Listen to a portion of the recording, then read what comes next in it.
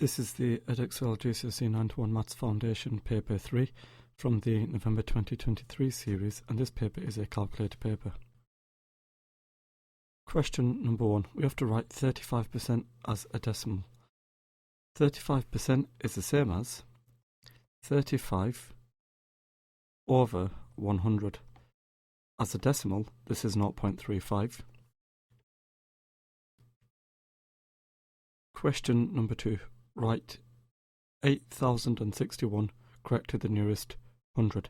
If I take a look at the hundreds column, I've got a 0 here. And if I take a look at the tens column, I've got a 6 there.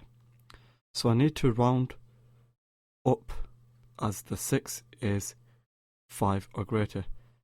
We end up with 8100. Question number 3. Write down a number that is less than -5. Think of this to be temperatures. If we are at -5 degrees C, something that's colder than this is -6 degrees.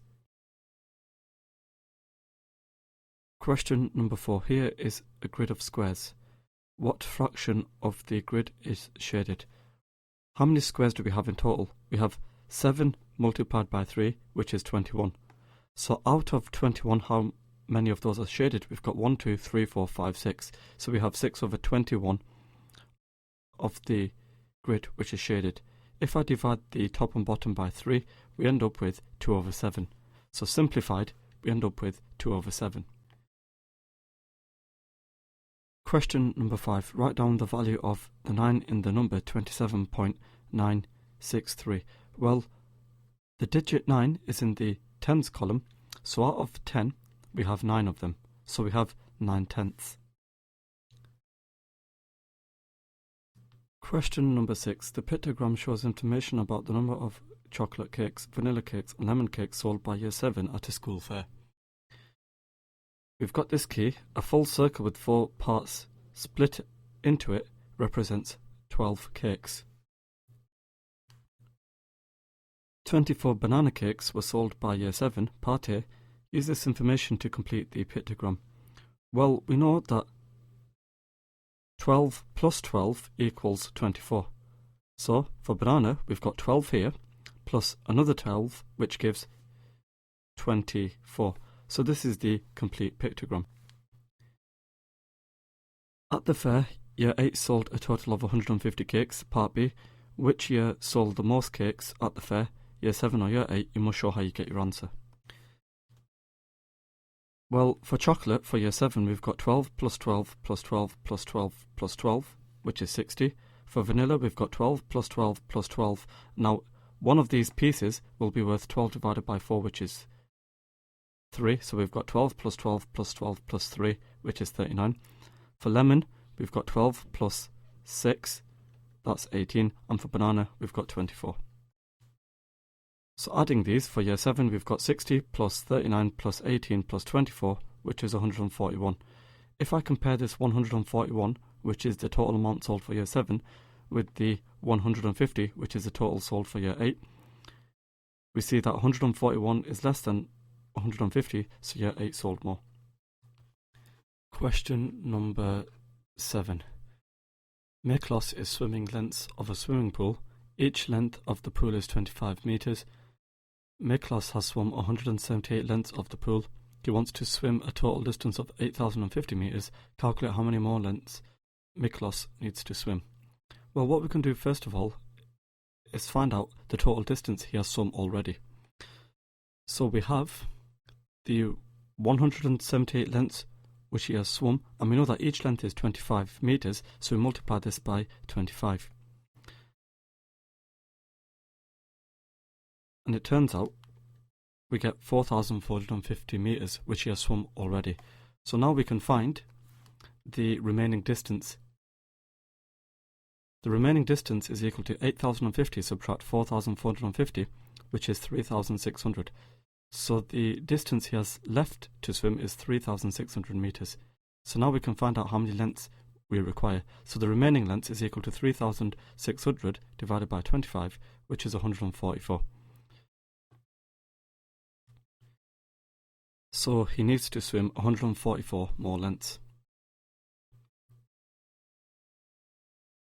Question number 8. Here are the first 4 terms of a number sequence: 97, 91, 85 and 79. Part A. Explain how to work out the next number in the sequence. Well, if I find out how much we are decreasing by each time, you can see we are decreasing by 6 each time. So, to work out the next sequence, we subtract 6 each time. Part B, work out the difference between the 5th term and the 7th term of the sequence. Well, for the 5th term, I need to do 79, subtract 6, which is 73. And now if I subtract 6 to find the 6th term, 73 subtract 6 is 67. To find the 7th term, I need to subtract 6 once again, so the 7th term is 67 subtract 6, which is 61. So now the difference between the 7th term and the 5th term, 73 subtract 61 is 12. Part C, explain why 52 is not a number in this sequence. Well, can you see that each of these terms is odd? And we are doing odd, subtract an even number, which always results in an odd number. So every term in the sequence is odd. Question number 9. Mandy buys a 12-kilogram bag of dog food. Mandy's dog has 3 meals a day. She gives her dog 105 grams of dog food for each of these meals. How many complete weeks will the bag of dog food last? You must show all your working. Now, first of all, we've got grams and kilograms. Let's make the units the same. 12 kilograms is the same as 12,000 grams. So the dog has 105 grams for each of these meals. They have 3 meals a day, so we multiply by 3. And then for the full week, we multiply by 7 because we've got 7 days in a week. So if I do 105 multiplied by 3 multiplied by 7, I get 2,205. So in a week, they have 2,205 grams. So to find out the number of weeks this bag of dog food will last, I need to do 12,000 divided by 2,205.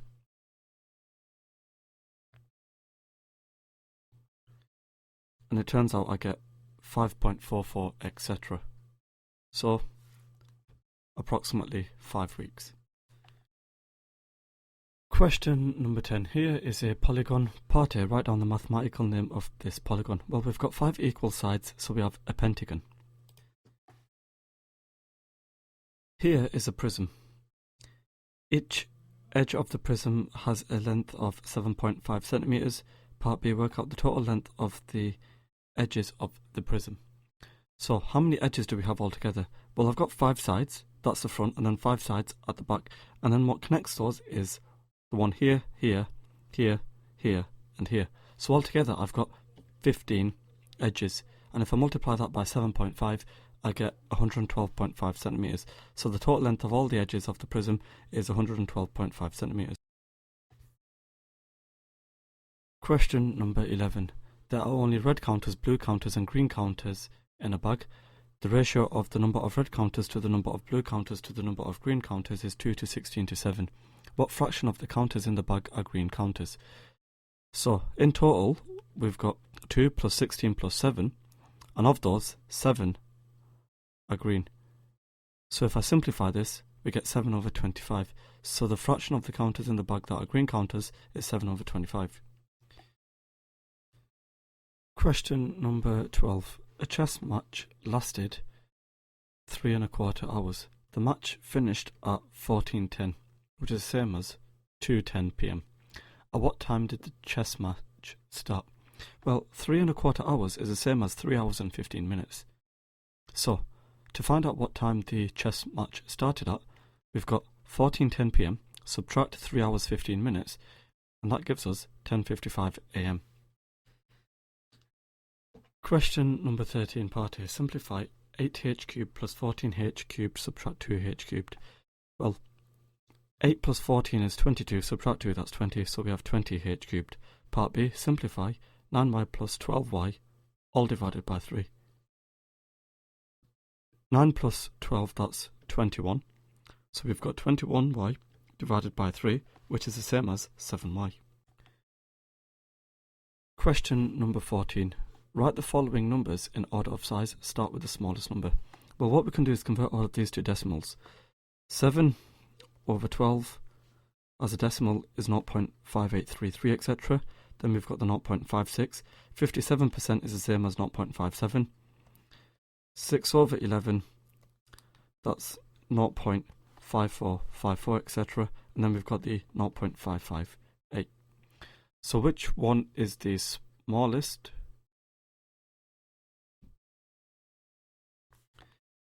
That is this 0.5454, etc., followed by the 0.558, followed by the 0.56, followed by the 0.57, followed by the 0.5833, etc. So, writing the original numbers down in the order of the smallest to the largest, we've got the 6 over 11, followed by the 0.558, followed by the 0.56, followed by the 57%, followed by the 7 over 12. Question number 15. A travel agent sold 100 holidays in April. Each of these holidays was in the UK or was abroad. 64 of the 100 holidays were sold to families. The rest of the holidays were sold to couples. 11 of the 18 holidays abroad were sold to couples. Part A. Use this information to complete the frequency tree. So we've got 64 of the 100 holidays which were sold to families, and 11 of the 18 holidays abroad were sold to couples. So, of the 100, 64 of them were sold to families, which means the amount sold to couples will be 100 take away 64, which is 36. And we know that 11 of the 18 holidays abroad were sold to couples. So, for those abroad from couples, 11 of them had abroad. So, to find out how many couples chose a UK holiday, 36 subtract 11, which is 25. And we know that 18 holidays were chosen abroad. So, 18 subtract 11, that's 7. So, we have 7 abroad from families. So, for UK holidays from families, that's 64 subtract 7, which is 57. One of the holidays sold to a family is chosen at random. Part B, find the probability that this holiday was not abroad. Well, how many do we have which are families? That is 64. And of 64, how many of these are not abroad? Well, that's just 57. So we have 57 over 64. Question number 16. Solve x over 7 plus 9 equals 4. If I subtract 9 from both sides, I have x over 7 equals 4 subtract 9, which is negative 5. To find x, I need to multiply 7 by negative 5, leaving me with x equals negative 35. Question number 17. Blake works 32 hours a week in the UK. She is paid £473.28 per week. Blake applies for a job in Australia. The rate of pay is 26.40 Australian dollars per hour. £1 equals 1.796 Australian dollars. Blake thinks the rate of pay in Australia is greater than the rate of pay in the UK. Is Blake correct? You must show how you get your answer. Well, let's take a look at the UK pay per hour. We've got £473.28, which is the total amount she is paid per week. And if I divide this by 32, that will tell me the pay per hour.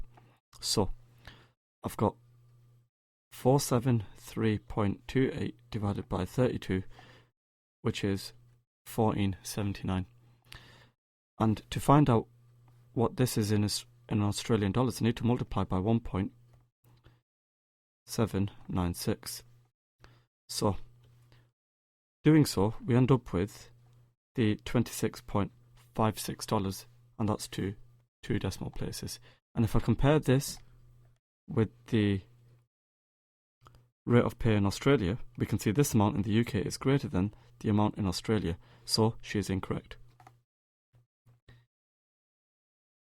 Question number 18. Here is a shape made from a rectangle and a triangle. The shape has exactly one line of symmetry. The area of the rectangle is 3.5 times the area of the triangle. The width of the rectangle is W centimeters work out the value of W, you must show all your working. So we've got this height of this triangle being 6 centimeters, and what we can do is find out this remaining length here. Now, if this is our line of symmetry, this length is 3.8 centimeters, the same as this length. So this missing length here will equal 14 subtract 2 times by 3.8, which is 6.4. So we've got 6.4 centimeters here. We've got enough information to work out the area of the triangle. The area of the triangle is a half multiplied by the base, 6.4, multiplied by the height of 6, and that gets us 19.2 centimeters. So the area of the rectangle is 3.5 times the area of the triangle, so we've got 19.2 times 3.5, which is 67.2 centimeters squared. So I've got 14W equals 67.2, and therefore if I divide both sides by 14, W is equal to 4.8. Question number 19. The front elevation of a cuboid is shown on the centimeter grid below. The volume of the cuboid is 224 centimeters cubed, and on the grid we have to draw a plan of the cuboid. Well, if I take a look at this front elevation, that's 8 centimeters times 4 centimeters. Now, if I draw some sort of a cuboid and add these dimensions on, I've got the 4 centimeters, which is the height, and 8 centimeters, which is the width, so I can find out the length of this cuboid. And that will allow me to sketch the plan. So, if I do 224 divided by 4 times by 8, I get 7. So the length is 7 centimeters. So when I draw my plan, that will be 7 by 8. And you can see here the plan. So here is the plan. Question number 20, part A. Write 468,000 in standard form. Well, if I've got this 468,000, I've got my decimal point here, and I need to move my decimal point 1, 2, 3, 4, 5 places to the left. So I have 4.68 times 10 to the 5. Part B, write 5.037 times 10 to the negative 4 as an ordinary number. Well, I've got this 5.037, and I need to move this decimal point 1, 2, 3, 4 to the left. So the decimal point goes here, so I've got 0.0005037. Question number 21. Here is a biased spinner. We've got A, B, C and D as labels. The table shows the probabilities that when the spinner is spun, it will land on A, on B, on C and on D. So we've got the letter and the associated probability. Luca will spin the spinner 200 times. We have to work out an estimate for the number of times the spinner will land on A. So the probability that the spinner will land on A is 0.4. So I've got 200 times 0.4, which is 80. So we estimate that it will land on A 80 times. Question 22. CHO works at a weather station. The table gives information about the temperature, T degrees C, at midday for each of 50 cities in the UK on Tuesday. Part A, calculate an estimate for the mean temperature. The first thing we can do is find the midpoint of each of these intervals. So, the midpoint of 10 and 15 is 12.5, the midpoint of 15 and 20 is 17.5, the midpoint of 20 and 25 is 22.5, the midpoint of 25 and 30 is 27.5, the midpoint of 30 and 35 is 32.5. We can now work out the midpoint multiplied by the frequency. So, if I do 12.5 multiplied by 2, I get 25. 17.5 multiplied by 8 is 140. 22.5 multiplied by 13 is 292.5. 27.5 multiplied by 21, that's 577.5. 32.5 multiplied by 6 is 195. If I now add up all the frequencies, I know I will get 50, and if I add up all the midpoint times the frequency, I get 1230. So for the mean, I need to do 1230 divided by 50, which is 24.6. So we have 24.6 degrees. Seja says the median temperature is 22.5 degrees C because 22.5 is the middle number in the middle group. Is Seja correct? Give a reason for your answer. Well, we've got 50 cities in total, and if I do 50 divided by 2, I get 25, so I need to find the 25th value. So if I do 2 plus 8, that's 10, and if I add on 13, that is 23, and if I recognise that 10 will be in this interval here. So she's incorrect because the median is in the interval 25 to 30. Question number 23. Jenna is asked to show the inequality -3, which is less than x, which is less than or equal to 4 on a number line. Here is her answer.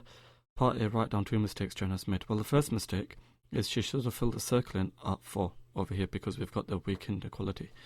The second thing that's wrong is she should have started at -3, not -2. Part B, work out the greatest integer that satisfies the inequality 5y subtract 7 is less than 16. If I add 7 to both sides, I have 5y is less than 23. And if I divide both sides by 5, I have y is less than 4.6. So the greatest integer which satisfies this condition will be 4. Question number 24. Ali buys packs of balloons and boxes of pencils. There are 30 balloons in each pack. There are 24 pencils in each box. Ali buys exactly the same number of balloons and pencils. Work out how many packs of balloons and how many boxes of pencils she could have bought. You must show all your working. We need to find the lowest common multiple of 30 and 24. So if I think about balloons, let's write out the 30 times tables. I've got 30, 60, 90, 120, 150. I could carry on. For pencils, let's write out the 24 times tables. I've got 24, 48, 72, 96, and 120. 120 is the same in both. So, to find out how many packs of balloons we require, I've got 1, 2, 3, 4. So I've got 4 packs of balloons. And for pencils, I've got 1, 2, 3, 4, 5. So I've got 5 boxes of pencils. Question number 25. A company orders a large number of plates from a factory. It would take 30 hours to make all the plates using 4 machines. How many machines are needed to make all the plates in 6 hours?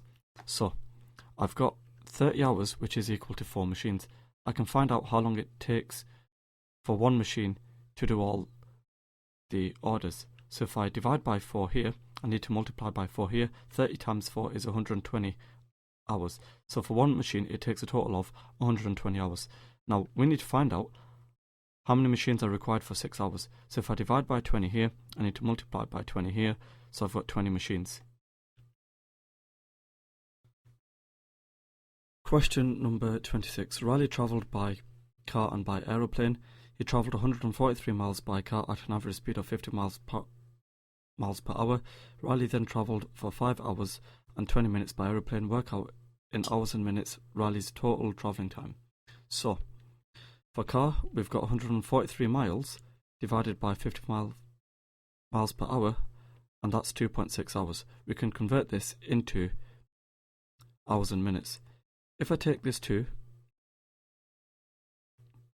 I've got 2 hours, and if I take this 0.6, I can convert that into minutes by multiplying by 60, so that's 36 minutes. So the time taken to travel by car is 2 hours 36 minutes. So the total time is 5 hours 20 minutes, which is the time for plane, plus the time for car, which is 2 hours 36 minutes, and we get a total of 7 hours 56 minutes. So we have 7 hours 56 minutes. Question number 27. The diagram shows a solid cube placed on a horizontal table. We know that pressure equals force over area. The pressure on the table due to the cube is 3.5 newtons per centimetre squared. The force exerted by the cube on the table is 504 newtons. We have to show that the total surface area of the cube is less than 900 centimetres squared. So, I've got the pressure of 3.5 newtons per centimetre squared, and that's equal to the force 504 newtons over the area. So the area is equal to 504 newtons divided by 3.5 newtons per centimetre squared, which is 144 centimetres squared. This is the area per face. So for the total surface area, I've got 144 centimeters squared multiplied by 6, which is 864 centimeters squared. This is less than 900 centimeters squared, so the result is shown to be true. Question number 28. The line L is shown on the grid. That's what we see here. We have to find an equation for L. The first thing we can do is find the gradient. We can find the gradient by considering the change in y over the change in x. The change in y here is -3, the change in x is 1.5. So for the gradient, I've got -3 over 1.5, which is 2. So that's my gradient. I can also find my y-intercept. My y-intercept is 3. That's where it crosses the y-axis. So the equation of L is y equals -2x plus 3. That's in the form y equals mx plus c. Question number 29. A, B, C and D are points on a circle such that ABCD is a square. The square ABCD has side of length 3.5 centimeters. Let's show that here and here. We have to calculate the circumference of the circle to one decimal place, showing all of our working. So the first thing we can do is find out the diameter, and we can do this using Pythagoras.